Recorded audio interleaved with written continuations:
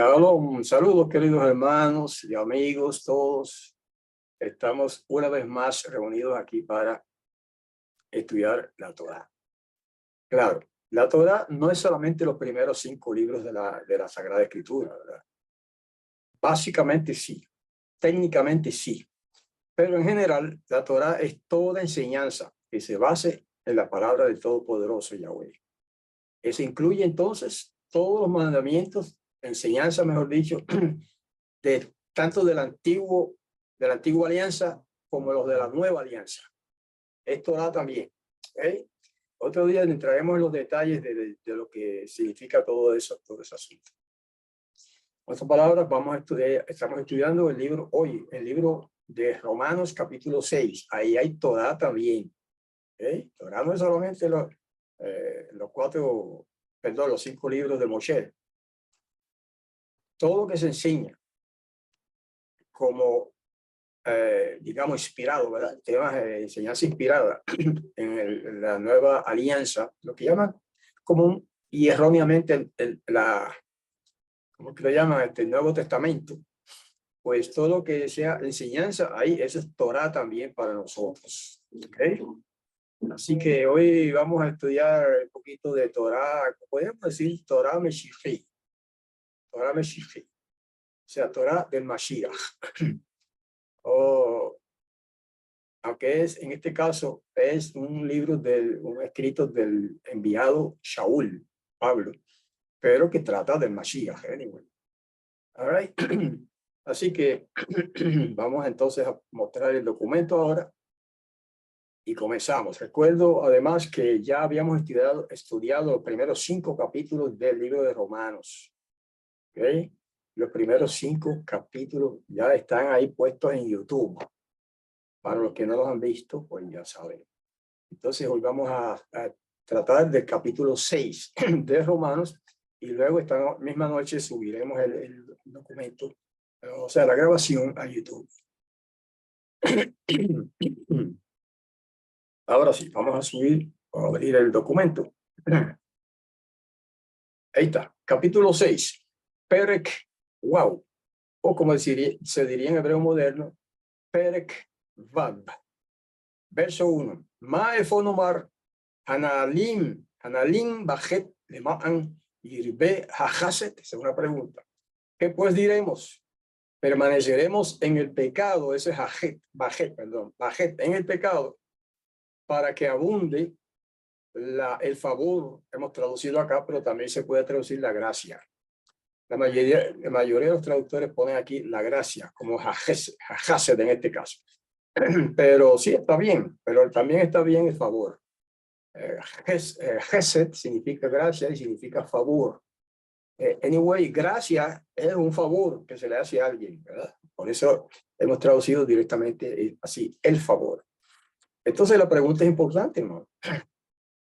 Porque muchos evangélicos dicen que la ley del Todopoderoso ya está abolida. Eso el Mesías vino y la eliminó, la abolió. Ahora solamente vivimos por gracia.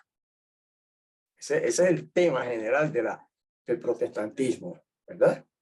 Entonces, por eso Shaul hace la pregunta. Entonces, ¿permaneceremos en pecado para que abunde el favor o la gracia? ¿Por qué hace esa pregunta? Porque ¿qué cosa es el pecado? No está en este capítulo, ¿verdad? La definición del pecado bíblica está en otro pasaje de las Escrituras que dice que el pecado es la violación de la ley o la violación de la Torá. Eso es el pecado. Entonces, por eso esa pregunta es pertinente. ¿Acaso porque estamos en la gracia del Padre, bajo el favor de que nos ha hecho el Padre de salvarnos, entonces podremos seguir pecando, violando la ley?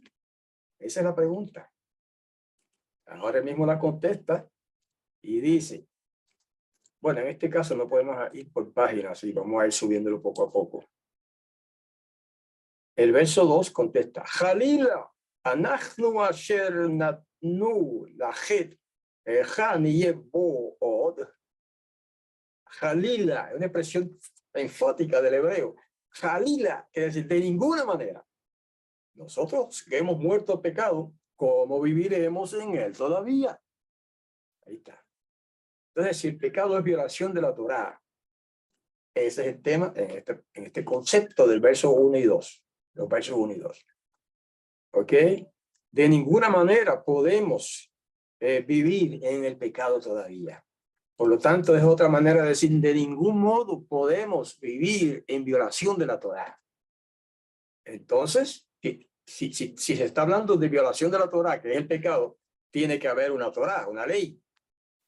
Entonces, no es verdad que fue abolida. Obvio. Porque si fue abolida, entonces no hay ley. Y si no hay ley, no hay pecado. Lo dijo Shaul mismo en otro pasaje. Donde no hay ley, no hay pecado. Sencillo.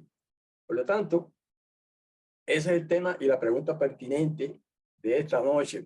Vamos al verso siguiente, 3, verso 3.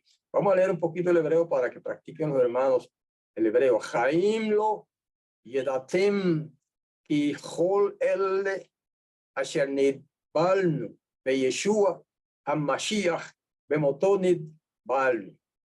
Otra pregunta. ¿No saben ustedes que todos aquellos que somos sumergidos en el ungido Yahushua, en su muerte somos sumergidos?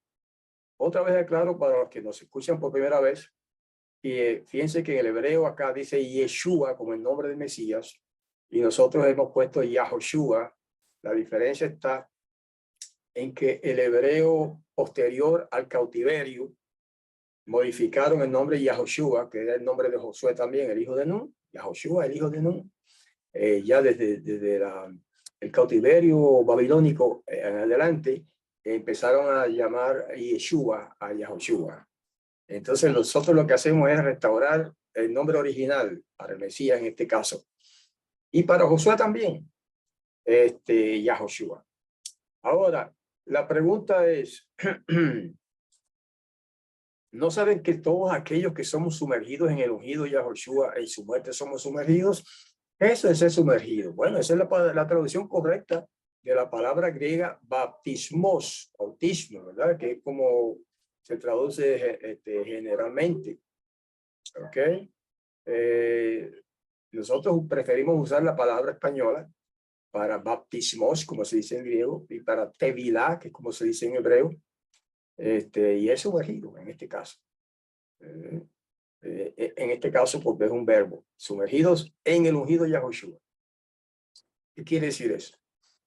¿Okay? En la manera de bautismo, como dice todo el mundo, o la manera de inmersión en la fe mesiánica, hebrea mesiánica, se hace esa ceremonia de inmersión en el nombre de Yeshua o Yahushua. Así que al hacer la ceremonia se dice que se hace Beshem Yahushua HaMashiach, en el nombre de Yahushua, el ungido, que es lo que significa Mesías, Yahushua Mashiach, Yahushua el ungido. ¿Ok? Entonces lo que está diciendo aquí es que ese es un símbolo de muerte. Dice que fuimos sumergidos en el ungido de Yahushua, en su muerte somos sumergidos. El hebreo es así, ¿verdad? Hay que interpretar un poco y explicar. Cuando dice en su muerte, quiere decir en representación de su muerte. ¿Okay? Hemos sido sumergidos en símbolo de su muerte y en símbolo de nuestra muerte también, pero eso viene un poquito más adelante. Nuestra muerte en el sentido espiritual, de la muerte del viejo hombre, y luego cuando uno sube del agua representa la resurrección no solamente del Mesías, sino del nuevo hombre que se supone que ha muerto al mundo. Eso también se va a hablar después, y entonces, o al pecado en general, y entonces se surge a una nueva vida, que es la vida en el Mashiach, en el Mesías Yahushua. Entonces, el verso siguiente, verso 4, no vamos a leer todos los textos hebreos para abreviar, ¿verdad? Leeremos quizá algunos, los más breves. Verso 4, por eso somos sepultados con él, con el Mashiach, por medio de la inmersión para muerte. Para muerte quiere decir en símbolo de la muerte, para que como resucitó el ungido de entre los muertos por la gloria del Padre, así también nosotros en novedad de vida caminemos. Fíjense que la sintaxis del hebreo es diferente al español, en muchos casos. Y en esta versión, como hemos tratado de atenernos o apegarnos lo más posible al hebreo, incluso en la sintaxis. La sintaxis quiere decir el orden de las palabras, ¿eh? Una palabra viene primero y después la otra, pero a veces el orden es invertido. En este caso, por ejemplo, así también nosotros, en novedad de vida caminemos. Eso es sintaxis hebrea. Sintaxis española se dice, caminemos en novedad de vida. El verbo va primero en español. En hebreo a veces también, pero no siempre. ¿Ok? Lo importante, no estamos en estudio de gramática, pero siempre es bueno una gotita de gramática aquí, ¿verdad? Entonces, el asunto es que esa inversión que hacemos en el nombre de Yahushua, Yeshua, el Mashiach, el ungido, es un símbolo de que según él murió y fue resucitado, así nosotros morimos de manera espiritual y somos resucitados para una nueva vida en el Mashiach, en el ungido. Y el verso 5 dice, porque si fuimos plantados con él, aquí aplica la palabra plantar como sembrar, para representar el bautismo también, la inmersión. Fuimos plantados con él en semejanza de su muerte, así seremos también a semejanza de su resurrección. Me adelanté un poco a la explicación porque aquí está toda la explicación de lo que estaba diciendo. Verso 6. Vedatenus zot, ki ha'adam ha'yashan, shalanu nizlab, ito, lema'an terbutal, gewiyata hachet, levirti la'avod od et hachet. Sabiendo esto, que el hombre viejo nuestro, eso es sintaxis hebrea, en español se dice nuestro viejo hombre, fue ejecutado con el ungido, para que sea deshecho el cuerpo del pecado, para que no sirvamos más al pecado.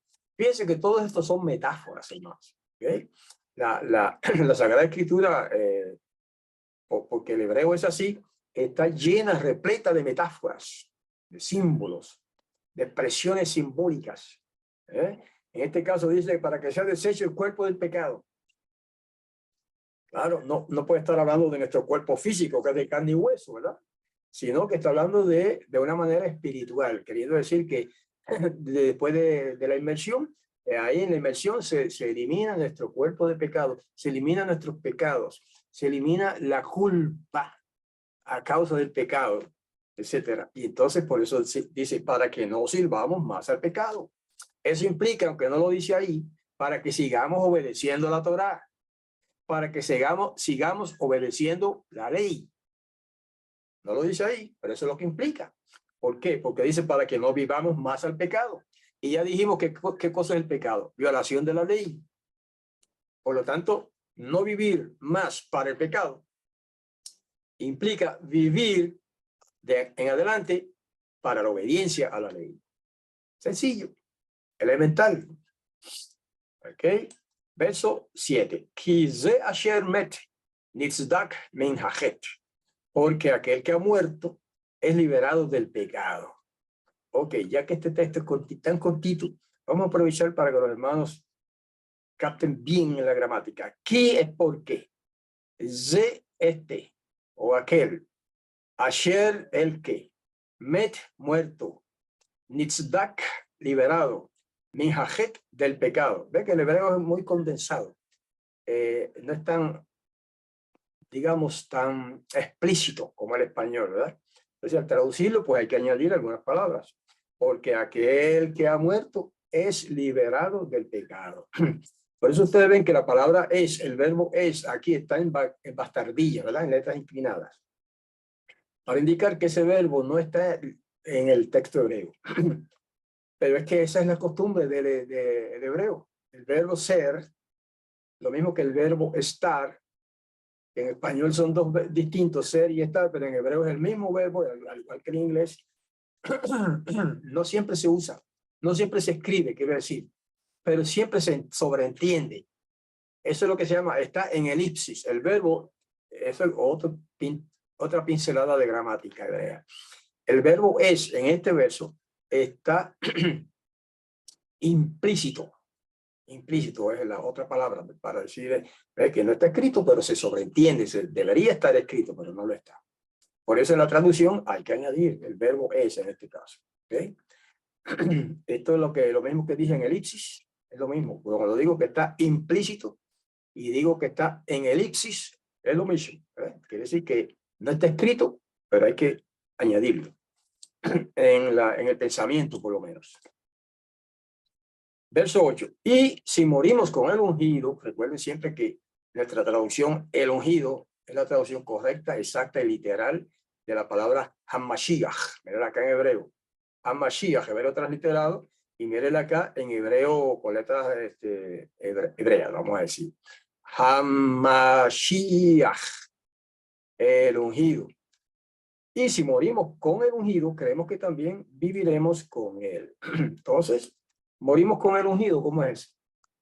Él murió en el madero, en el Gólgota, literalmente. Pero nosotros morimos con él. Con él. O sea, en él estábamos nosotros cuando él murió. Esto es un pensamiento, un concepto teológico profundo. Pero los que conocen las escrituras, la Biblia, entienden esto. Nosotros estábamos en él cuando él murió en el madero. Por eso ahí dice, morimos con el ungido. Cuando él murió, morimos nosotros. Claro, esto es un concepto espiritual, ¿verdad? Obviamente. Dice que entonces creemos que también viviremos junto con él. Eso quiere decir que según él resucitó, fue resucitado, no es que resucitó por sí mismo, pero no lo digo, eso no está aquí, ¿verdad? En este estudio, pero hay otros pasajes en los que Pablo dice claramente que el Padre lo resucitó. Por lo tanto decimos, cuando él fue resucitado por el Padre, así también seremos nosotros resucitados por el Hijo. Cuando él venga por segunda vez, el Hijo, el Mesías, es el que nos va a resucitar. Y viviremos de ahí en adelante siempre con él. Verso 9. Vedatenu ki hamashiach biyoto mukam im hamedim lo yamud od la mawid lo yimshol o od, sabiendo que el ungido o el Mashiach, si te lo prefiere, habiendo sido resucitado de entre los muertos, no muere ya, la muerte no se apoderará de él más. Otra vez la sintaxis hebrea aflora aquí. Y he querido hacerlo así a propósito, aunque no es buena sintaxis española, pero pues es que este trabajo está hecho, preparado para los estudiantes de hebreo principalmente, aunque para todos en general. La muerte no se apoderará de él más. En español diríamos, la muerte ya no se apoderará de él. O sea, el Mashiach nunca morirá, jamás. Murió una sola vez y jamás volverá a morir. Y así, una vez que nosotros seamos resucitados, cuando él venga, cuando él regrese y nos levante de la tumba con el poder que el Padre le dio para resucitar a los muertos, de ahí los que sean resucitados en esa resurrección, la primera, no morirán jamás. Serán hechos inmortales. Eso no está exactamente todos esos detalles aquí, ¿verdad? Pero ya hemos estudiado eso en otros pasajes de las Escrituras. Estamos ampliando un poquito lo que dice para beneficio de los más nuevos, hermanos más nuevos, y que incluso a través de YouTube habrá quienes lean estas cosas por primera vez o recientemente y quizás no han escuchado una explicación. Bueno, por eso ampliamos un poco lo que leemos acá. Verso 10. Ki ma asher umet, la het umet pa'am, echat, uma asher hu chai, chai hu la Elohim. Porque cuando él murió, refiriéndose al Mashiach, para el pecado murió de una vez, y cuando vive, vive para el Todopoderoso. O sea, que la muerte del Mashiach, él no tuvo pecado. Pero cuando dice que murió para el pecado, quiere decir que murió para hacer expiación por el pecado. ¿Ves? Por eso es que las Sagradas Escrituras hay que explicarlas, hay que añadir explicaciones que se basan en otros pasajes de la Escritura, pero que como no están aquí esas explicaciones, entonces hay que ampliar un poquito. Quiere decir que para el pecado él murió, no porque él tuviera pecado, sino que él murió para expiar el pecado ¿de quién? De nosotros. ¿Ok? Una sola vez. El pecado, dice que para el pecado murió ¿cuántas veces? Una sola vez. Por lo tanto, cuando la religión romana le enseñan a usted que cada domingo o el día que sea, se hace el Mesías muere otra vez por nosotros, y eso lo recibimos, los beneficios de su muerte los recibimos al ingerir un pedacito de pan, así que llaman la hostia, y el beneficio de su sangre lo recibimos cuando el sacerdote se toma el vino, porque ahora no lo dan a la gente. Antes sí, antes en esa religión se daba el pan y el vino a todos los fieles, pero solamente el sacerdote ahora le ingiere el vino. Pero como quiera que sea, ese es el símbolo, ¿verdad?, que ellos utilizan para decir que el Mesías muere cada vez que pecamos. Y que por eso hay que ir a la misa y hacer el sacrificio otra vez para ser expiado de los pecados. Esa es una teología pagana, mis queridos hermanos. Por favor, perdónenme que nadie se ofenda, pero esa es la verdad. El Mesías no muere todos los domingos, ni sábado, ni ningún día de la semana. ¿Ok? El Mesías murió una sola vez. Y no lo digo yo, lo dice ahí. Murió de una vez. Y en otro pasaje lo dice más claro. Y cuando vive, que es ahora, vive para el Todopoderoso, que es su Padre, la Elohim. Ok, vamos a seguir con el español para abreviar un poquito. Verso 11. Como así también ustedes piensen que ustedes mismos están muertos en verdad al pecado, pero vivos para el Todopoderoso, en Yahoshua. En Yahoshua el ungido, nuestro amo. Qué lindo, esa es una joya de pensamiento. ¿Ok? Dicen que ustedes mismos están muertos en verdad al pecado. O sea, están muertos y vivos a la vez. Sí, solo que es un proceso. Muertos al pecado. O sea, de momento ya nuestros pecados han sido perdonados, pues para efectos del pecado estamos muertos. Pero vivos para el Todopoderoso en Yahoshua, el ungido. ¿Okay? O sea, en él que estamos vivos. Él vivió, él fue resucitado por nosotros. Él vive por nosotros y para nosotros. Y en él vivimos nosotros. Según en él morimos en el Gólgota, cuando él murió, así en él vivimos ahora también, ¿verdad? Para efectos del pecado.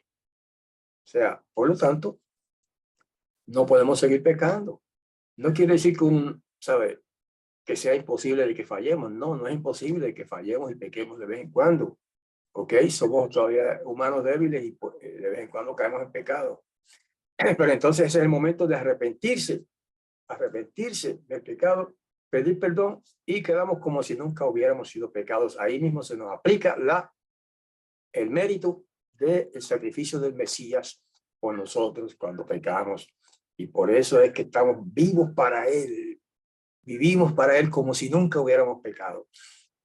¿Ok? Qué lindo que lo llama nuestro amo. En hebreo se dice Adonenu. Míralo acá en la transliteración. Adonenu, es en plural. Y acá está en el hebreo con letras hebreas Adonenu. Es decir, nuestro amo. Adón significa amo. Generalmente se traduce en las versiones cristianas como Señor. En la versión israelita nazarena se ha traducido siempre como el maestro. En este caso, nuestro maestro. Y está bien. En inglés se dice our master. Y el maestro español viene de master en inglés, que no significa exactamente el maestro como el que enseña, sino el maestro como el que posee. Master es el amo. En inglés está clarito que master es el amo del siervo. Pues en hebreo es igual. Le llama a él, al Mesías, nuestro amo. ¿Por qué nuestro amo? Pues porque ahora le pertenecemos. ¿Y cómo es que le pertenecemos? Porque nos compró. ¿Y cómo es que nos compró y cuándo?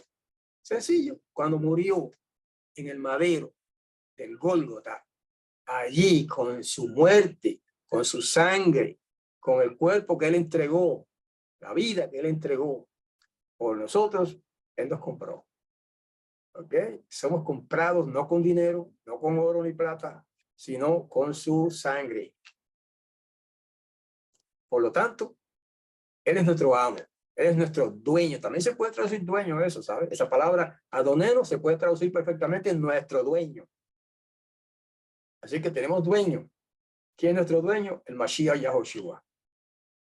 Ahora, eso es si estamos en Él.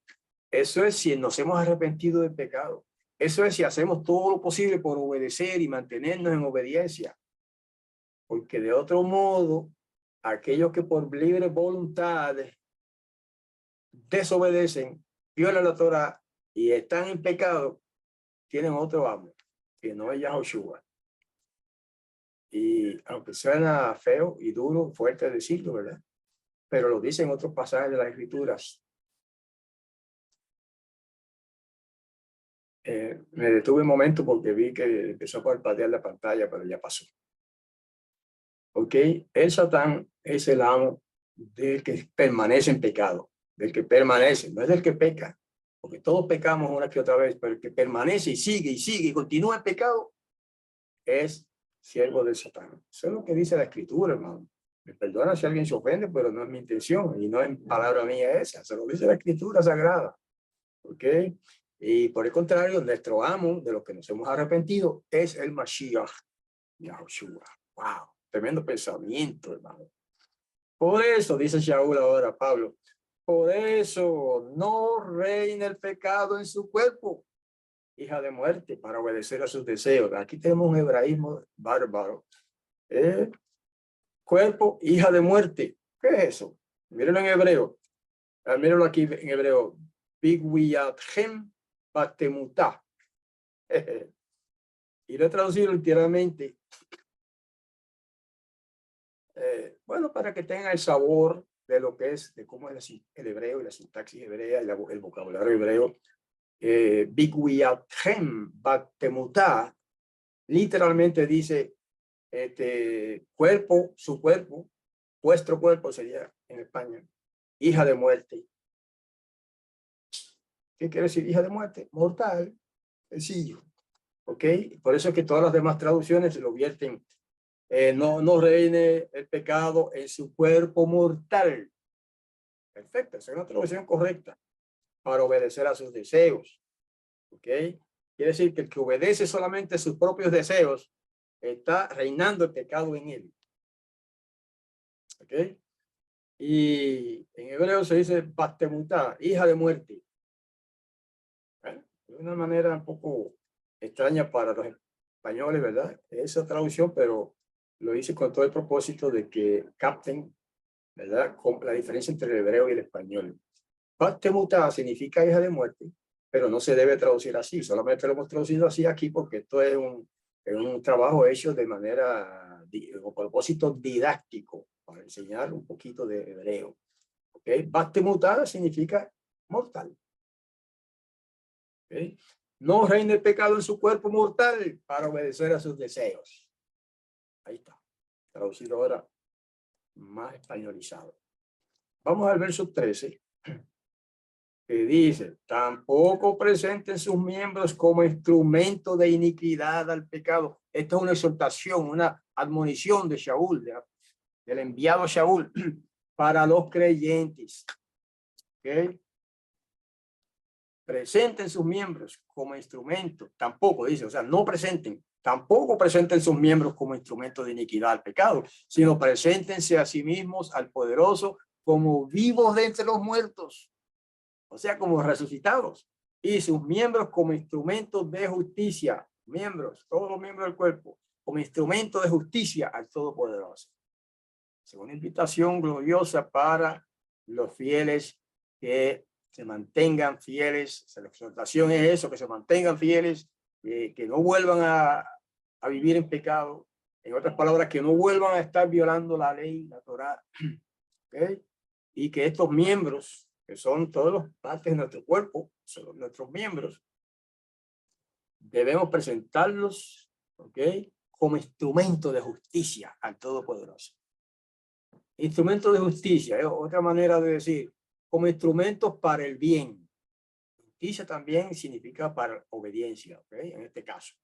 Como instrumentos para obediencia, como instrumentos para mostrar que obedecemos. Padre, el autor de la Torá. ¿Cómo lo demostramos? Obedeciéndolo, siguiendo sus mandamientos, evitando el pecado. Ese es el tema aquí, básicamente, en este verso. Verso 14. Porque el pecado no dominará en ustedes. Está, pues no están bajo la Torá, sino bajo la gracia. Y he añadido, eso que usted ve ahí en el texto, entre corchetes, ha sido añadido por este servidor, porque ese es el sentido, el significado de ese verso. ¿Okay? Porque especialmente los cristianos evangélicos, los cristianos en general, no evangélicos, evangélicos y católicos, cuando leen este verso, como está en la versión Reina Valera y en otras versiones, incluso la católica, cuando dice, porque el pecado no dominará en ustedes, pues no están bajo la ley, sino bajo la gracia. Y dice, ahí está diciendo que ya no tenemos que guardar la ley. Porque estamos bajo la gracia, la administración de la gracia, del favor que nos hizo el Padre de salvarnos. Pero eso no es lo que dice ahí. Por eso hay que añadir esas palabritas para captar el sentido correcto de ese texto. Estar bajo la Torá no quiere decir estar obedeciendo a la Torá. Al contrario. Y también estar bajo la gracia no quiere decir que simplemente lo que quieren decir, lo que dicen otros, de que la gracia sustituye a la obediencia a la Torá. No. Y hay otras versiones que lo traducen más o menos similar a lo que hemos traducido aquí. Pero lo más común es la otra traducción que ya mencioné, ¿verdad? Cuando usted lo ve y lo lee de esta manera, capta el verdadero sentido de ese verso, porque el pecado no dominará en ustedes, pues no están bajo la condena de la Torá, bajo la condena del pecado.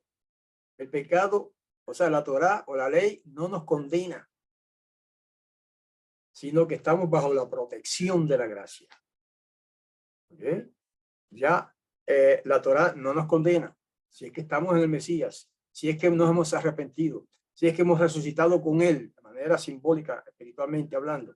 Entonces ya no, la ley no nos condena. Ahora la nos protege. El favor, que es también otra traducción, nos cobija, nos protege. ¿Okay? Pero, por eso esta traducción es iluminadora. No están ustedes bajo la condena de la ley, de la Torá, sino bajo la protección de la gracia. ¿Ok? Vamos a ver el próximo verso, 15. ¿Qué pues? Shaul en sus escritos siempre está haciendo preguntas y él mismo la contesta. ¿Qué pues? ¿Pecaremos porque no estamos bajo la condena de la Torá, sino bajo la protección de la gracia? De ninguna manera. Otra vez esa expresión, jalila, que es mucho más enfática que decir en español de ninguna manera. En español se puede decir también de ningún modo. En español se puede decir también, claro que no. En hebreo se dice, jalila. Claro que no. Entonces vamos a pecar porque no estamos bajo la condena de la Torá, sino bajo la protección de la gracia. Y Shaul está diciendo, claro que no, no vamos a pecar por esa causa. Hermanos, el pensamiento es sencillo, elemental.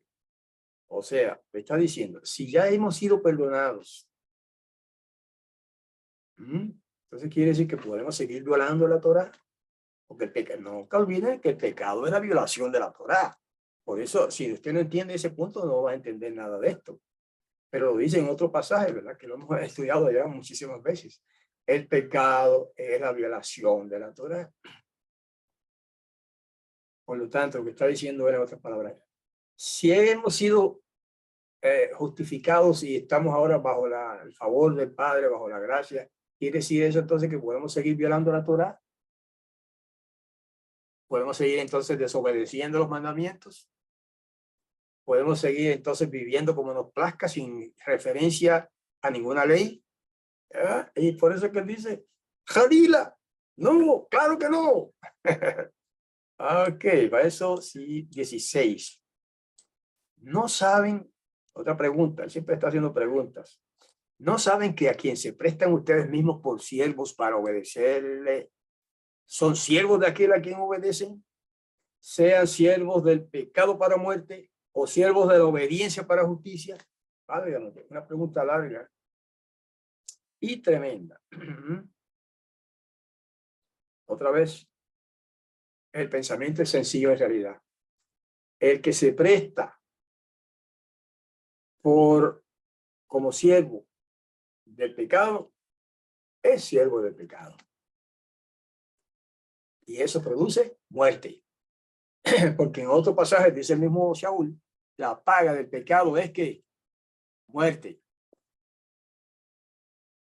O, por el contrario, si nos mantenemos en obediencia, ahí lo dice, seremos siervos de obediencia para justicia.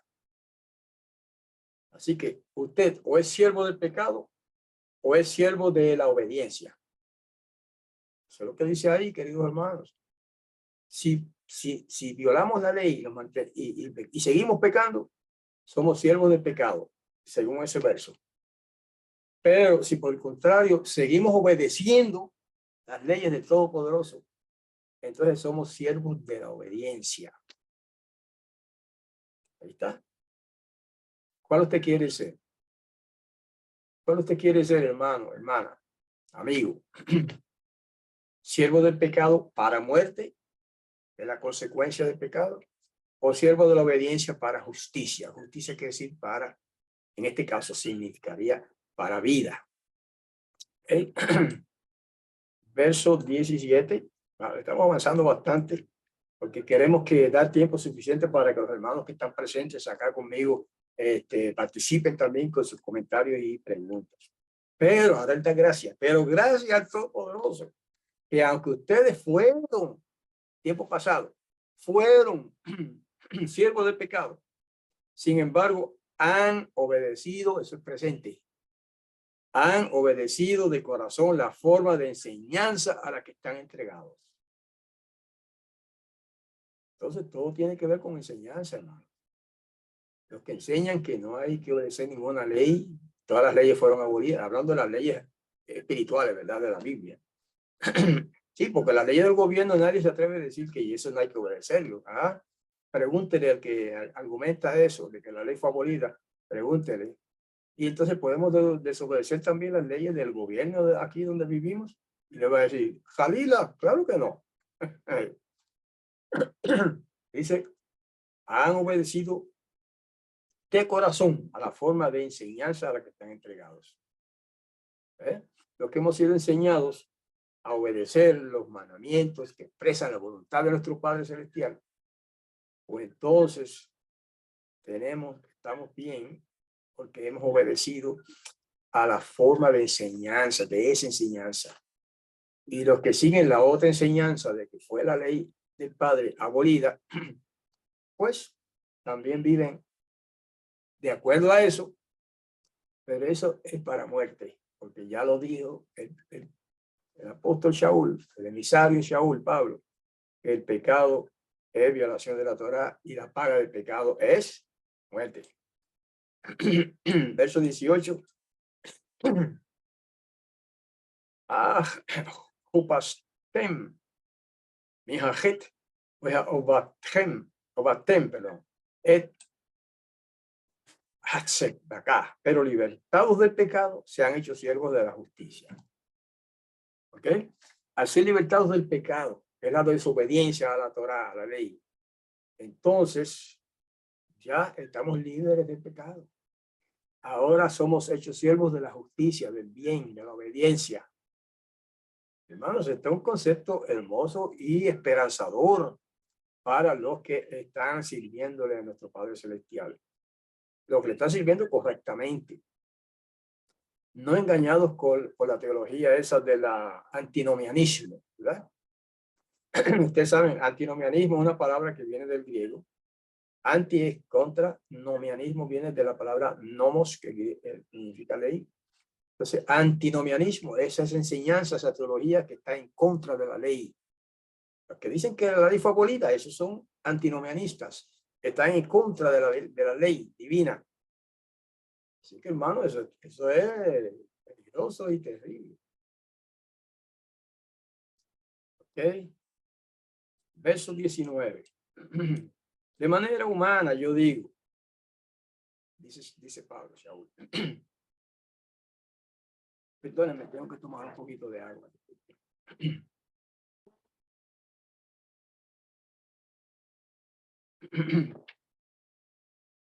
De manera humana, yo digo, por causa de la debilidad de su carne, que como presentaron sus miembros para servir a la inmundicia y a la iniquidad para iniquidad, así ahora presenten sus miembros como siervos de la justicia para santidad.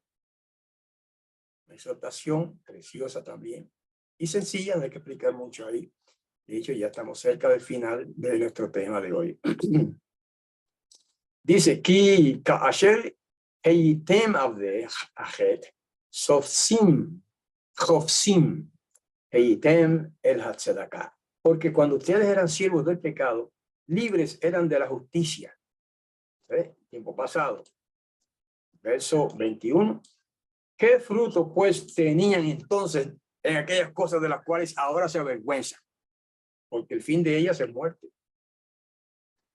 ¿Ve? Que del pecado, el pecado es algo de lo que uno se avergüenza una vez que se arrepiente, ¿verdad? ¿Okay? ¿Qué fruto tiene uno de las cosas que tienen que ver con el pecado, con la desobediencia a la ley? ¿Ok? Una vez que uno se arrepiente, se avergüenza uno de eso. Por eso es que pide perdón el que se arrepiente, ¿verdad? Y dice que el fin de ellas, de esas cosas que hacíamos antes, es muerte. La palabra, el que siga en pecado y en pecado sin arrepentirse, finalmente, si muere, ¿verdad? Sin arrepentirse, a ese para muerte, pero muerte espiritual. Si no se arrepiente, pues se pierde. La persona no va a entrar al reino, ¿verdad? Etcétera. Que ya ahí, al decir eso, entramos a otro tema, ¿verdad? La cuestión del reino. Es un tema muy amplio, muy complejo también. Verso 22.